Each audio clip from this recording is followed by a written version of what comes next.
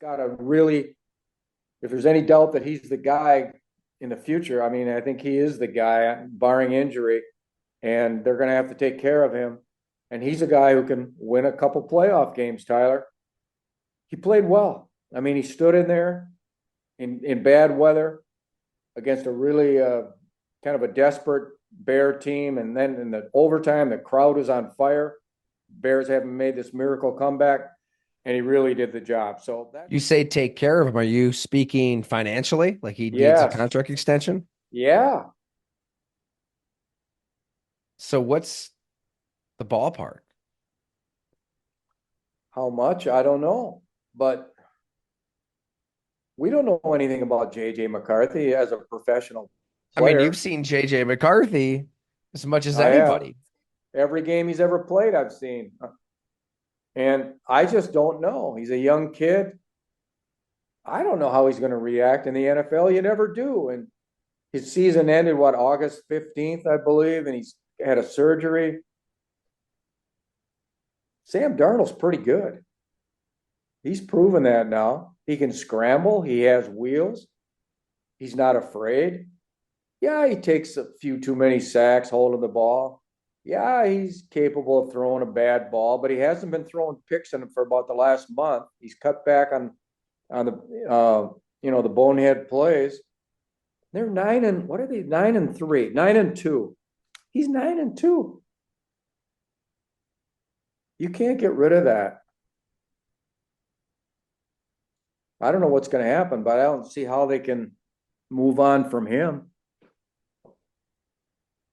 It's going to be fascinating. And I always hesitate to like rush ahead to those conversations because we're in the middle of a season, Yeah. like a Super Bowl, a legitimate Super Bowl pursuit for the Minnesota Vikings. Like that's where the dialogue should be. But I mean, they did just draft JJ McCarthy very high. He took substantial leaps from OTAs to training camp. We've gotten into it, just speaking to people with the team, around the team, what they saw early in training camp was a different JJ McCarthy. I mean, he committed himself and improved in such a massive way. That gap between that kind of gets lost in the NFL calendar. You went through the painstaking pre-draft process. Sorry. For a reason. Like you came to this decision to draft him. To just give up on that is going to be difficult for Minnesota. Like I guess you can have both on the team and just let them sit. I mean, you might as well get a lot for him if you did want to trade him. But on Sam Darnold, I mean, it bears repeating just like where this guy was. I mean, this is the quarterback who famously saw the quote unquote ghosts against New England, right? On Monday Night Football, one of the worst football games you'll see out of a quarterback. Went 13 and 25 as the Jets starter. So he completed 59.8% of his passes for an average of 213 yards per game, 1.2 touchdowns per game, with 38 interceptions and 20 fumbles as a Jet. Wow. Carolina, 2 years, wasn't much better. And then here he is with the Vikings. Just give me a second. I'll get his. He's completing nearly 68% of his passes for over 2,700 yards, 21 touchdowns, 10 picks. I don't know. When I was out there for that story that we have at Go Long, you can check it out if you haven't read it yet. Gets into the team at large and how this organization that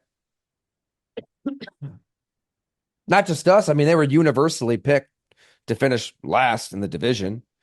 It seemed like this team in transition, my God, after they weren't able to re-sign Kirk Cousins, they're putting out a statement as a franchise of disappointment, trying to excite their fan base. And then they just signed Darnold for what a year, 10 mil. I think what popped when it came to Darnold and all of those conversations with teammates is here's somebody who has every reason to complain and bitch and moan and just talk about that Jets experience and the Panthers. I mean, David Tepper and the Panthers, not much better there. And just paint himself as the victim to some degree, or at least discuss it.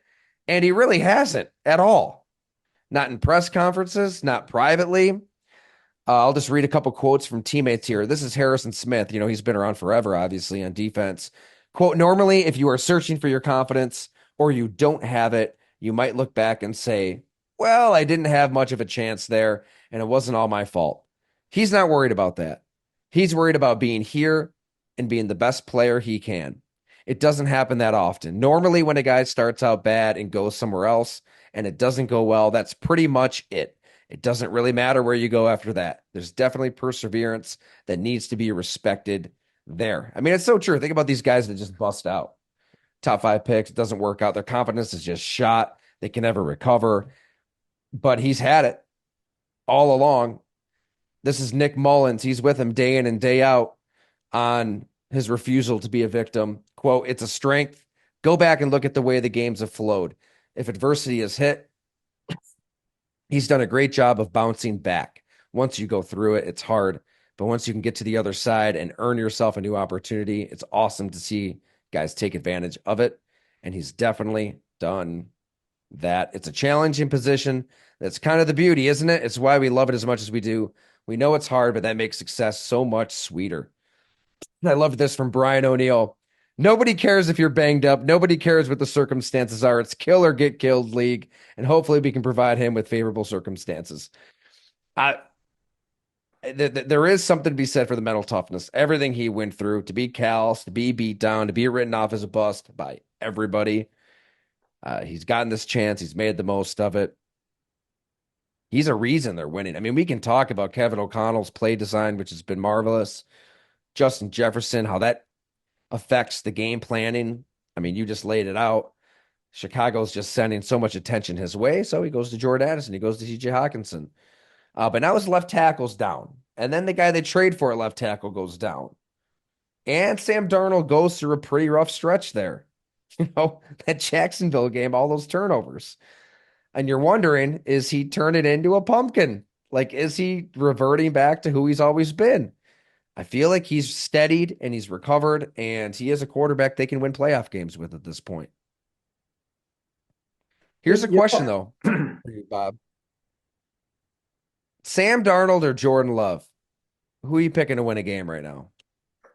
And I was thinking about asking you that question here very shortly here, Tyler. To win a game right now, wow, that's a really tough one, isn't it? To me, it is. I like them both. I see it as a 50-50. I really do. All right, there's a gun to your I head take now. Now Goff you got to over make a both of them. decision. Goff over both of them, but I how do agree. you- yeah, how do you see to win a game right now? The same supporting cast. I mean, I'm not going to back off the Jordan Love take. I can't at this point out of Okay. stubbornness, but remove that stubbornness from the decision-making process. I think I would still go Love. I mean, they're both going to have an element of risk-taking. I think there's a little more athleticism with Love.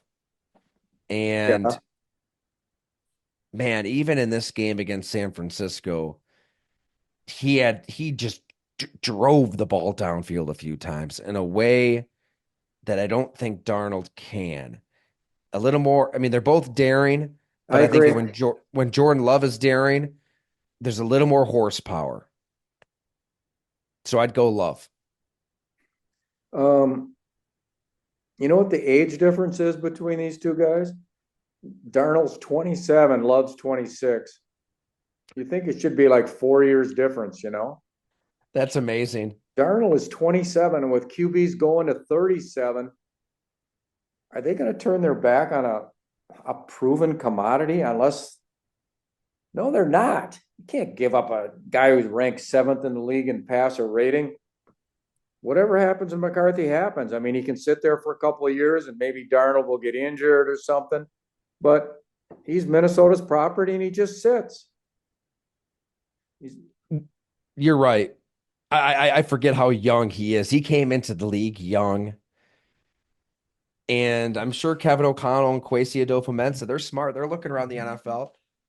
They're seeing teams like the New York Giants stumble and bumble at the quarterback position, think they've got a guy maybe possibly in Daniel Jones. You talk yourself into that. You give him that contract, 40 mil a year. You build around him. It doesn't work. Now you're in scramble mode completely. I mean, that it can go off the rails for everybody really fast if you have a quarterback and he's not good. So if you've got a proven thing and you're 9-2 and you're thinking Super Bowl, maybe they have crossed that threshold these past couple weeks with how Sam Darnold has played. Is it? But you know what? If you're Sam Darnold's representative, though, you're asking for Jordan Love money. You're asking for Tua Tagovailoa money. Dak Prescott. I mean, they're going to be asking for mid 50s, high 50s per year. You just can't do it. The Vikings got to hold the line. Somebody, We but haven't, that's the thing. Somebody will pay Sam Darnold that on the open market. Somebody will, right? maybe. So that, so then the Vikings will, if they're thinking how you're thinking. Yeah. Yeah, it's a problem. We're gonna I need don't more know. coffee and more wine to, try to figure this out, I guess. Yeah.